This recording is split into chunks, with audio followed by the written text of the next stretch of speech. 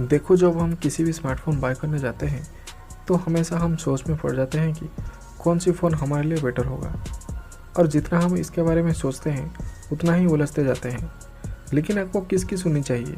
या तो आप मोबाइल स्टोर की सुन सकते हैं, या तो एडवर्टाइजमेंट की, या तो डिफरेंट टाइप की वेबसाइट की, या तो हमारे तरह टेक रिव्यूअर की। लेकिन आपको किसके ऊपर ट्रस्ट करना चाहिए? तो मेरे को अगर पूछेंगे तो मैं कहूँगी कि आपको किसी के भी सुनने नहीं चाहिए। आप खुद को सुन सकते हैं और उसी के बेसिस पर आपको रिसर्च करना चाहिए। तो मैं आपको बता दूं कि कोई भी फ़ोन बेस्ट नहीं होता, हमेशा इसमें कुछ ना कुछ कमियां रह जाती है। तो फिर यहाँ पे एक सवाल आता है कि अपने लिए एक बेस्ट फ़ोन कैसे चूज किया जाए। तो इसी के बारे में आज हम इसी वीडियो में डिस्कस करेंगे। तो हे गाइज, मैं हूँ गीक और आप देख रहे हैं गीक पर्सन।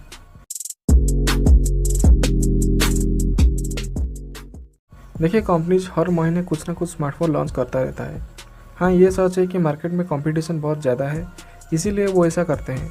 लेकिन इसके वजह से कस्टमर को बहुत परेशानी झेलना पड़ता है।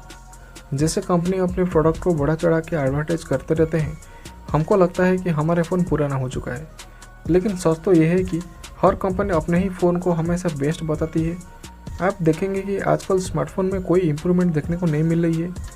तो चाहे वो कैमरा को ले लीजिए, चाहे डिस्प्ले, प्रोसेसर को, और चाहे वो रियलमी का वर्टिकल कैमरा बम को, इन सब में आपको अलग अलग फ़ोन्स में कोई भी इम्प्रूवमेंट देखने को नहीं मिलेगी। सिर्फ कुछ छोटी छोटी टर्म को यूज़ करके कंपनीज कहते हैं कि वो एक नया फ़ोन लॉन्च किए हैं। लेकिन ये सब को देख के हमको लगता है कि हमारे फ़ोन पुराना हो चुका है, हमें स्विच कर लेनी चाहिए। लेकिन इसमें रियलिटी कुछ और ही होता है।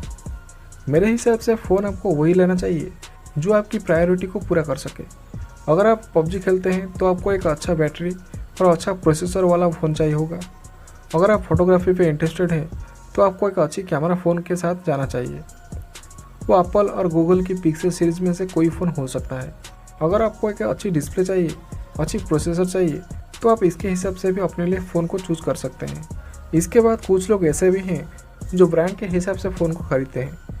जो सैमसंग और एप्पल लवर हैं वो हमेशा से ही सैमसंग और एप्पल की फ़ोन को लेना चाहेंगे, भले ही वो फ़ोन का फीचर्स कम क्यों ना हो। तो ये सब को देखा जाए तो सबका प्रायोरिटी अलग अलग होता है और उनके लिए वही फ़ोन बेस्ट होगी जो उनको चाहिए। लेकिन प्रायोरिटी सेट करते अपने बजट पे भी ध्यान देना ज़रूरी है। नहीं तो आपके पास 20,000 पड़ा हुआ और आपको चाहिए होगा आईफोन। लेकिन ये इम्पॉसिबल है, ऐसा नहीं हो सकता। तो बजट भी एक सबसे बड़ी चीज़ हो जाती है स्मार्टफोन को चूज़ करते टाइम।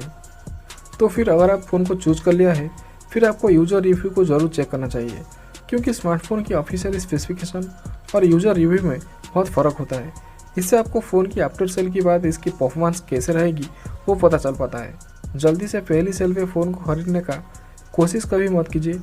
पहले इसकी अनबॉक्सिंग और रिव्यू का वेट कीजिए और फिर आप अपना अगला डिसीजन ले सकते हैं। कई बार क्या होता है कि जल्दी में हम एक्साइटेड होकर दिखावा के लिए कोई नई फ़ोन को बाय कर लेते हैं और फिर उसके बाद पता चलता है कि इससे भी अच्छा फ़ोन मार्केट में अवेलेबल था। इसके बाद जब भी हम फ़ोन लेते हैं तो उसको एक लॉन्ग टर्म के लिए यूज़ करने के लिए ही बाय करते हैं। ऐसा नहीं है कि मोबाइल कंपनीज हर महीने फ़ोन को लॉन्च करता है और हम हर महीने उनको खरीदते हैं। इसीलिए हमारे मेहनत से कमाई हुई पैसा को काफ़ी सोच समझ कर खर्चा करना चाहिए। तो इससे हमें ये पता चलता है कि कोई भी स्मार्टफोन अपने आप में बेस्ट नहीं होता है, चाहे वो 5,000 का हो या 5 लाख का। किसी भी फ़ोन तभी बेस्ट होता है जब हम अपने प्रायोरिटी के हिसाब से उसे यूज करते हैं।